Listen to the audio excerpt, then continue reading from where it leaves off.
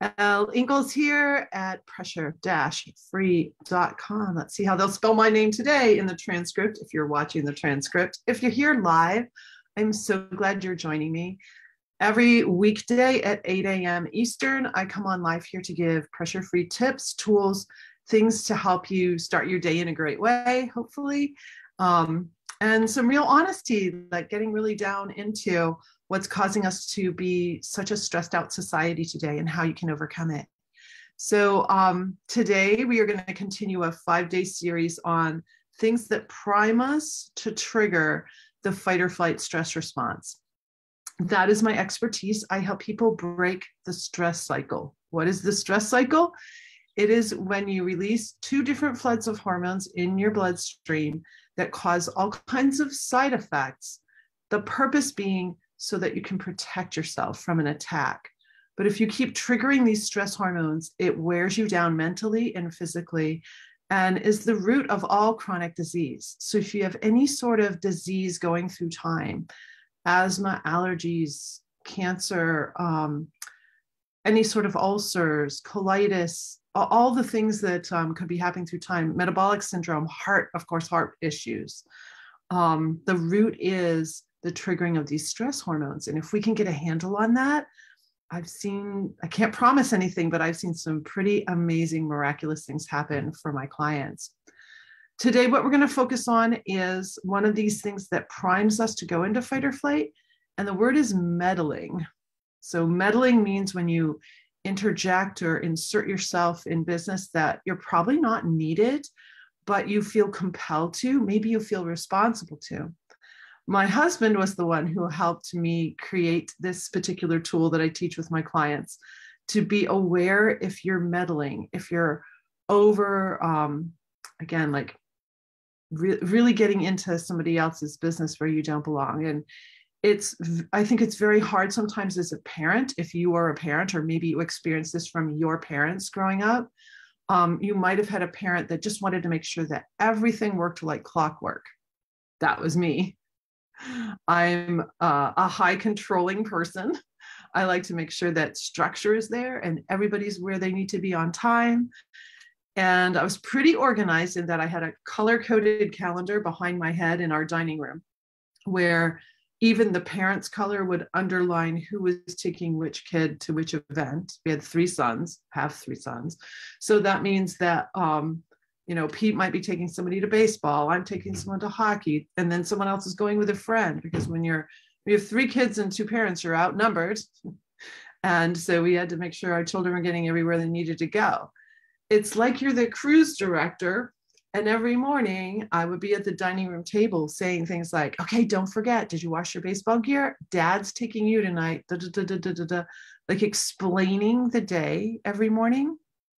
And what I realized when I started using Pressure Free on myself was that, number one, they can all read. The youngest was 10. He can read very well. In fact, he was our human spell checker in our family.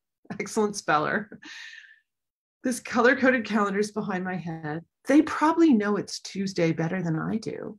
So why did I feel compelled to talk about it all the time and make sure everybody was all where they needed to be? It's because I felt this deep-seated need to be responsible for everybody. But in the act of being responsible for everybody, I was taking away their own responsibility for themselves. And that is a really important point that I want to bring home today for you, is that we often, if you're a really responsible person, a very structured person, you may feel so compelled to want to do things for other people, want to make sure everybody's okay. And sometimes we go overboard, especially if we triggered fight or flight. Plus, the feelings of that responsibility can be the very thing that will cause you to trigger fight or flight. So I started to get quiet. I talked about this yesterday with complaining. I just started to zip my lips or talk about completely different things at the breakfast table instead of the agenda for the day. I also stopped ever talking to the kids about cleaning their rooms or picking up their gear or anything like that. I just got much more quiet about all of that. And do you think our family started to work better? If you said yes, you would be right. Our family started to work so much better when I got quiet and I started that meddling, that kind of nitpicking and making sure everything was going the way it is. I still do it from time to time. I catch myself. It's just like a part of me to want everything to be in order. And so catching yourself going into that kind of behavior, getting a little more quiet, you'll notice that your heart rate's probably ramped up. And when I got quiet, I was like, wow, my heart rate is going. So I'm like, wow, I'm triggering the stress response while I'm eating breakfast, just trying to get the family going everywhere they need to go every day. But the family did just fine without me meddling in that way.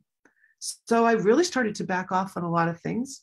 Suddenly I noticed that maybe their room would get a little bit messy, but suddenly they would just clean it and do a big purge. William in particular, just like he's a minimalist. So he'd just like get rid of all kinds of stuff and just have a real minimalist room.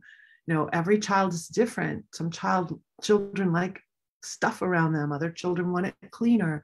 I let them figure it out for themselves. And they did their own laundry. They did like, I just kind of stopped doing a lot of things, stopped meddling in their business so much. And instead, what I turned to are the words nurturing and guiding. So nurturing and guiding. That's what I kept saying to myself. And that's what I encourage you to think about. Instead of meddling with family, with coworkers, especially if you're a leader, how can you nurture and guide? How can you be an example and a model instead of doing it for everybody else? That was another thing that I moved to too. So nurture, guide, those two words just kept popping in my head all the time. Like a slogan. A slogan is one of the pressure-free tools. So what words can you put in your head to help you not meddle?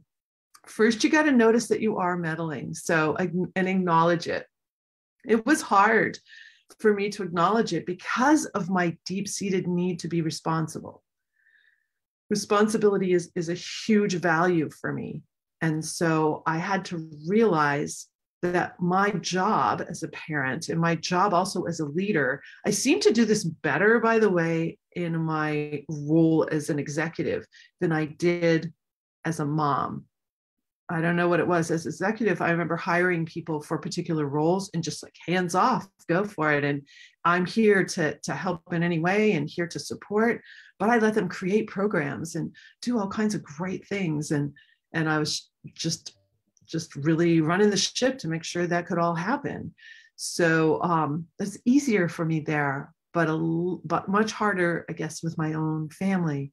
Maybe it'll be the opposite for you. Maybe you're more hands off with your family or not meddling. And maybe you actually need to do some more nurturing and guiding there, more time, more quality time, more double yellow lined time, if you know that tool from Pressure Free, where you're really present with your kids instead of worrying about work.